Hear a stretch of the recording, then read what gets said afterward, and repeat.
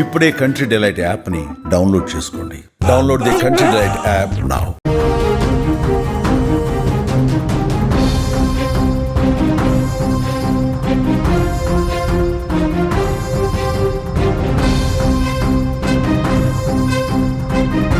COVID-19 మరోమారి భయపడుతోంది. 2019 యావత్ ప్రపంచాన్ని గడగడలాడించిన కరోనా మహమ్మారి మళ్లీ కొత్త అవతారంలో వచ్చి దాడి చేస్తోంది. వివిధ రాష్ట్రాల్లో కరోనా పాజిటివ్ కేసులు నమోదవుతున్నాయి. తెలుగు రాష్ట్రాల్లో ఏపీ, తెలంగాణతో పాటు కర్ణాటకలోనూ కరోనా వైరస్ వేగంగా వ్యాపిస్తోంది.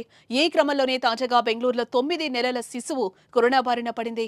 మే 22న ర్యాపిడ్ యాంటీజెన్ టెస్ట్ ద్వారా శిశువుకు పాజిటివ్ వచ్చినట్లుగా ఆరోగ్య కుటుంబ సంక్షేమ శాఖ ప్రిన్సిపల్ సెక్రటరీ హర్షగుప్తా తెలిపారు. శిశువు ఆరోగ్య పరిస్థితి నిలకడగా ఉందని, ప్రస్తుతం బెంగళూరులోని కలాసిపాళ్యలోని వాణి విలాస్ ఆసుపత్రిలో చికిత్స పొందుతున్నట్టుగా వెల్లడించారు.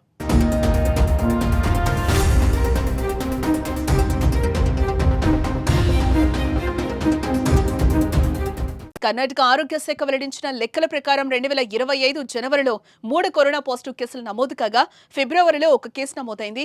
మార్చ్, ఏప్రిల్ నెలలో 3 కేసులు వెలుగు చూశాయి. మే నెలలో మాత్రం కోవిడ్ వేగంగా వ్యాప్తి చెందింది. మే 23వ తేదీ వరకు 33 కోవిడ్ కేసులు నమోదైనట్లు వైద్య ఆరోగ్య శాఖ వెల్లడించింది. ఆ కేసుల్లో ఎక్కువ బెంగళూరులోనే నమోదు కావటం ఉలిక్కిపడేలా చేస్తోంది.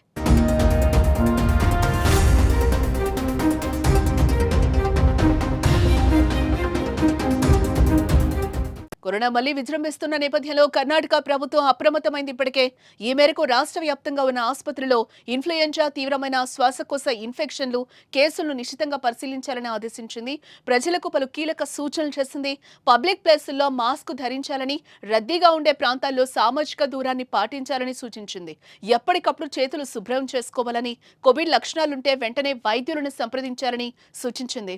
ప్రజలు ఆందోళన చెందాల్సిన అవసరం లేదని ధైర్యం అందించింది.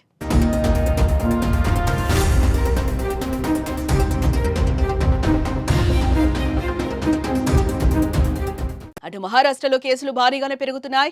మహారాష్ట్రలో మొత్తం 106 కేసులు నమోదైతే ఒక్క మే నెలలోనే ఇప్పటి వరకు 100కు పైగా పాజిటివ్ కేసులు నమోదయ్యాయని మహారాష్ట్ర ఆరోగ్య శాఖ వెల్లడించింది.